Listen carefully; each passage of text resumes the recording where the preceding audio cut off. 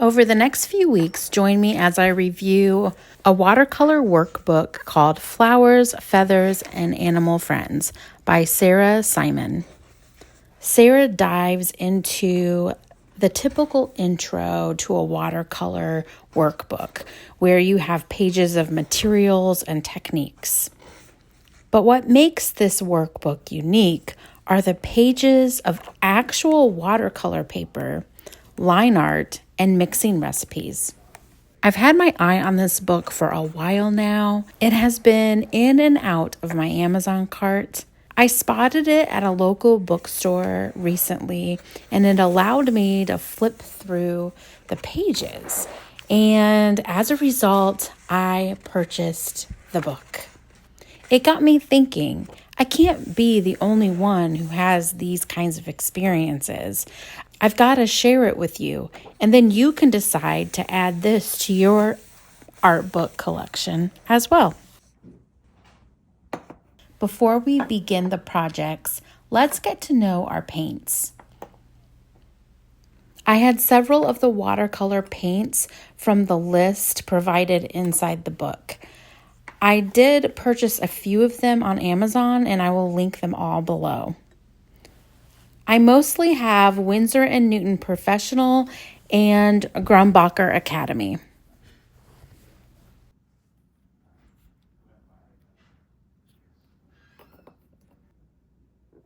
I added a little from each tube onto my small palette.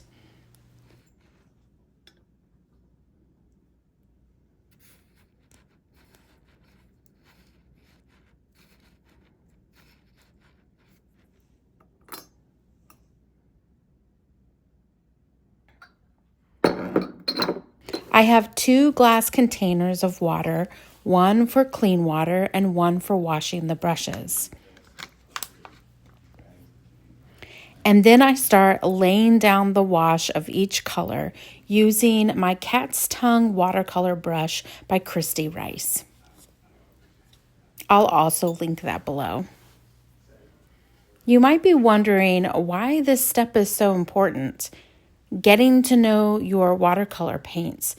I've talked about this before, but this step in your watercolor process is important because it helps you make decisions and produce better results. Paints have different properties. Some paints are opaque, others are staining, some are transparent. You'll have better mixing results if you know what each pigment produces and the quality of paints that you use. So making a wash of each of your colors helps you in the next step, which is mixing the colors.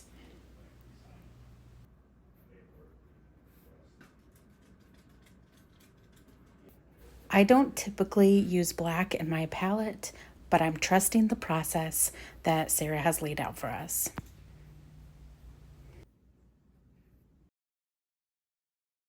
See how dirty the water got? That's why you have 2 containers of water.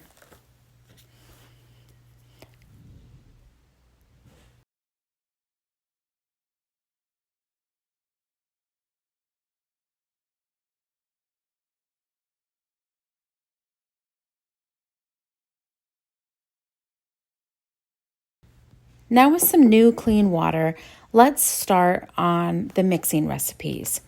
The book covers wet on wet and boundaries. And then on the next page is the reason I decided to purchase this book. On page 33, there are 52 color recipes. So fun. All from 20 colors. I don't know about you, but I love this kind of stuff. I find color mixing fascinating. And then the color recipes will just expand your color palette, creating depth and complexity into your overall paintings. They won't be so flat. They'll be a little more interesting. The recipes inside this book tell you the percentage of paint to add and mix. But first, I need white. White adds a tint to your colors.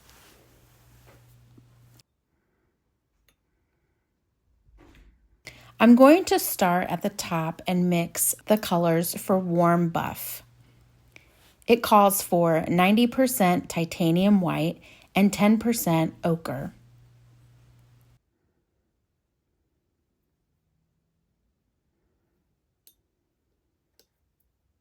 My first go, I add way too much ochre.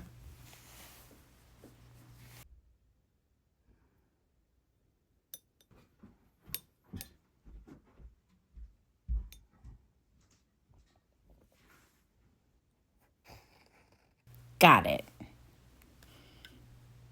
I move on to Cool Buff. With the same mixture of titanium white and ochre, I can now add 10% of Payne's Gray.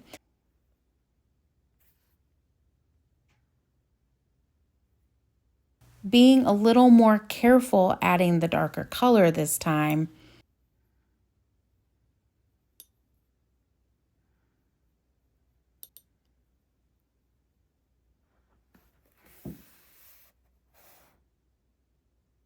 I still get it too dark.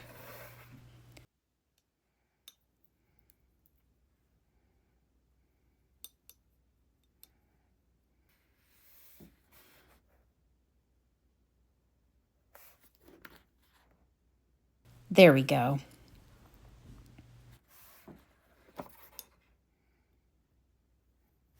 Using the same mixture, now I'm adding 20% alizarin crimson to get blush. I keep getting them a little bit too dark, so I add a little bit more white and some clean water.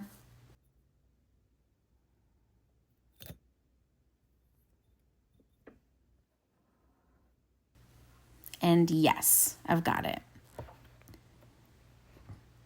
These mixing wells are great because I can save the paints that I've mixed for later.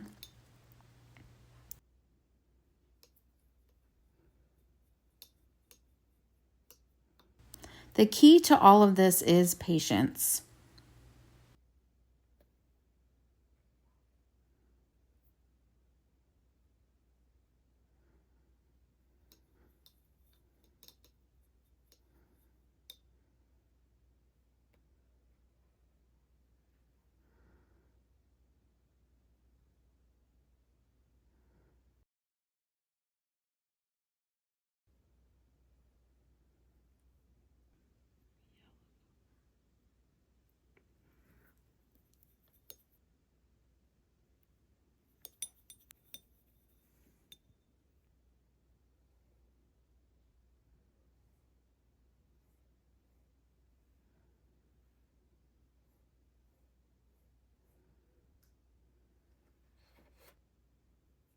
And make sure that you clean your brush off each time you introduce a new color.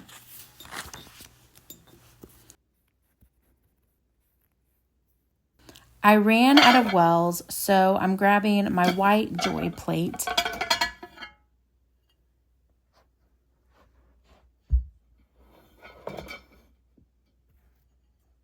A white plate will help me see the true color mix.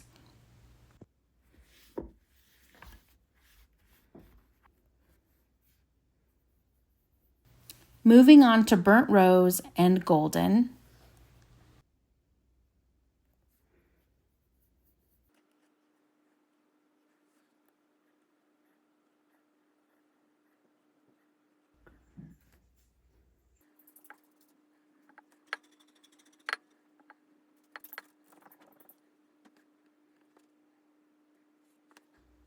I then rinse and refill my glass jar and begin the second row.